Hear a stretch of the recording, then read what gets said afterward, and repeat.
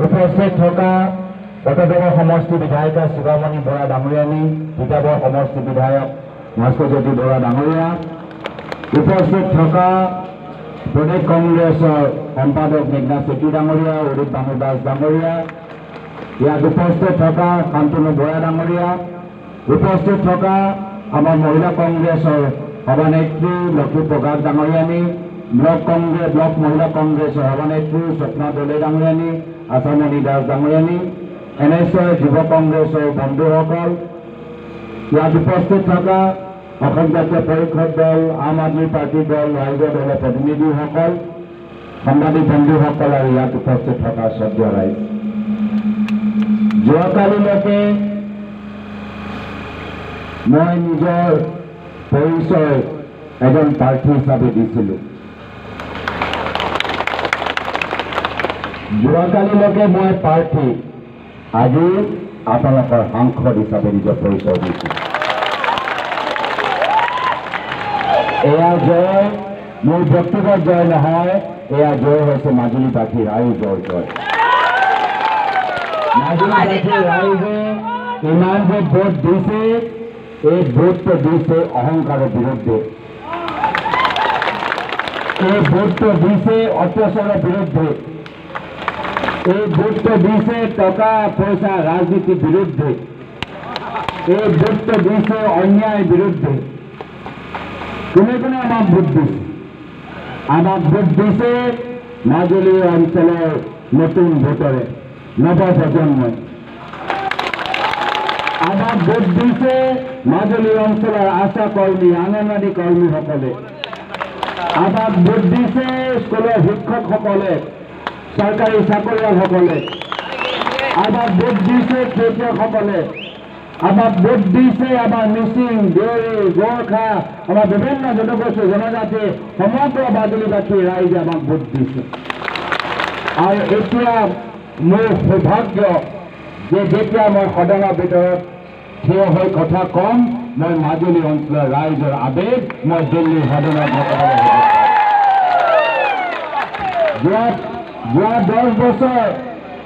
10 বছৰ মাজুলী অঞ্চলৰ এটা কথা আমি দিল্লী সদনত আমি শুনা নাপালো। ভৱিষ্যত মই কথা দিছোঁ যে আপোনালোকে মাজুলীৰ কথাবোৰ বলিষ্ঠ কণ্ঠৰে দিল্লীত শুনা পাব। মই মাত্ৰ বিনম্ৰ অনুৰোধ কৰিছোঁ যে আমাৰ নিৰ্বাচনী প্ৰচাৰ, আমাৰ সাংগঠনিক কামবোৰ শেষ হৈ যোৱা নাই। যোৱা লোকসভা নিৰ্বাচনৰ ফলাফল মাত্ৰ আৰম্ভণিহে, এইটো আচল খেলৰ মাত্ৰ ছেমি ফাইনেলহে। অহা বিধানসভা নিৰ্বাচনত আমি ফাইনেল খেল জিকিম। অহা 2 বছৰ পিছত যে ফাইনেল খেল হ'ব, সেই খেলত আমি ভাগ ল'ম আৰু পুনৰবাৰ মাজুলী ৰাইজে জিকিবলৈ গৈ আছে। মই সেইকাৰণে আপোনালোকক অনুৰোধ জনাইছোঁ, 1-2 দিন আপোনালোকে অলপ জিৰণি লৈ লওক। যি খাবলৈ আছে খাই লওক, যি ৰান্ধিবলৈ আছে ৰান্ধি লওক। মিচিং, আহোম, থলুৱা যিখিনি বস্তু আছে ঘৰত যিখিনি যোগাৰ কৰি ৰাখিছে, যি ফূৰ্তি কৰিব লাগে 1-2 দিন ফূৰ্তি কৰি লওক। বেলেগ সমষ্টিত মই মাত্ৰ এদিনহে মই তেওঁলোকক মই সুবিধা দিছোঁ, কিন্তু মাজুলীৰ কাৰণে অলপ মোৰ মৰমটো অলপ বেলেগ। মই আপোনাক 2 দিনৰ কাৰণে বেলেগ সমষ্টিত মাত্ৰ এদিনহে মই জিৰণি ল'বলৈ দিছোঁ, কিন্তু মাজুলী অঞ্চলৰ ৰাইজে আমাক ইমান মৰম দিছে, ঐতিহাসিকভাৱে আমাক ভোট দিছে। মই কৈছোঁ অলপ আপোনালোকে জিৰণি ল'ব পাৰে, আৰু পৰৱৰ্তী সময়ত আমি দুগুণ আৰু আমি শক্তিৰে আমি ৰাইজৰ মাজত আমি সোমাম। শ্ৰদ্ধেয় ৰাইজ, যোৱা নিৰ্বাচনত যদিও ৰাজীৱ ৰঞ্জন চৌধুৰী ডাঙৰীয়াই কৈছে যে 7,000 ভোটৰ ব্যৱধানত বিজেপি আমাৰ পৰা আগবাঢ়ি গ'ল, কিন্তু তেওঁলোকৰ লক্ষ্য আছিলে যে ইয়াৰ পৰা 25,000 ব্যৱধানত তেওঁলোকে আগুৱাই যাব। আমি তেওঁলোকৰ 25,000 ব্যৱধানৰ সপোনত আমি চেষ্টা পাতি পেলালোঁ। তেওঁলোকে 25,000, 30,000, 40,000 ব্যৱধানত যে জিকা এটা সপোন ৰাখিছিল আমি বিজেপি দলৰ সপোনৰ ওপৰত আমি চেঁচা পানী পেলালো আৰু সেইকাৰণে মই মাজুলী অঞ্চলৰ ৰাইজক ধন্যবাদ শুভেচ্ছা জ্ঞাপন কৰিছোঁ। আজি আপোনালোকৰ মাজত বৰ বেছি সময় দিব নোৱাৰিম, কিন্তু এনেদৰে আপোনালোকৰ প্ৰতি মোৰ মৰম অহা 5 বছৰলৈকে আপোনালোকে পাই থাকিব। যোৱাকালি মাত্ৰ ফলাফল ওলাইছেহে আৰু আজি আমি মাজুলীৰ পৰাহে আমি নিজৰ বিজয় যাত্ৰা আমি আৰম্ভ কৰিছোঁ।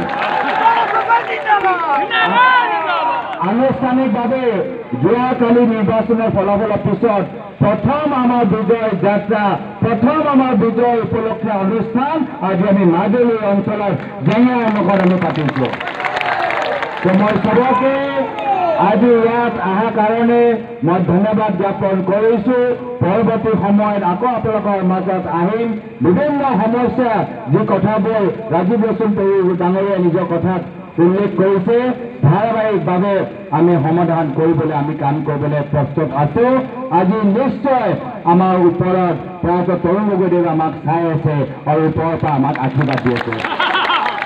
আজি তেখেতৰ আশীৰ্বাদ পোৱাৰ পিছত আজি তেখেতৰ আশীৰ্বাদ পোৱাৰ পিছত যোৱা যিদিনা আমাৰ পলিং হ'ল মাজুলীত ঐতিহাসিকভাৱে আমি প্ৰায় 81% আমি ইয়াত পলিং পাৰ্চেণ্টেজ আমাৰ হৈছে, যাৰ ফলত আমি ইমান ভোট 50,000তকৈ বেছি ভোট আজি কংগ্ৰেছৰ লাভ পাবলৈ সক্ষম হৈছে। মই শ্ৰদ্ধা ৰাইজ বেছি আৰু দীঘলীয়া ক'বলৈ বিচৰা নাই। আজি আপোনালোকৰ মাজত আহি পুনৰবাৰ আপোনালোকৰ প্ৰতি নিজৰ আন্তৰিক মৰম শ্ৰদ্ধা সেৱা আগবঢ়াই সকলৰ আশীৰ্বাদ বিচাৰি মই চবকে শুভেচ্ছা জ্ঞাপন কৰি মই ইয়াতে নিজৰ চমু দিয়া সামৰিছোঁ। ধন্যবাদ।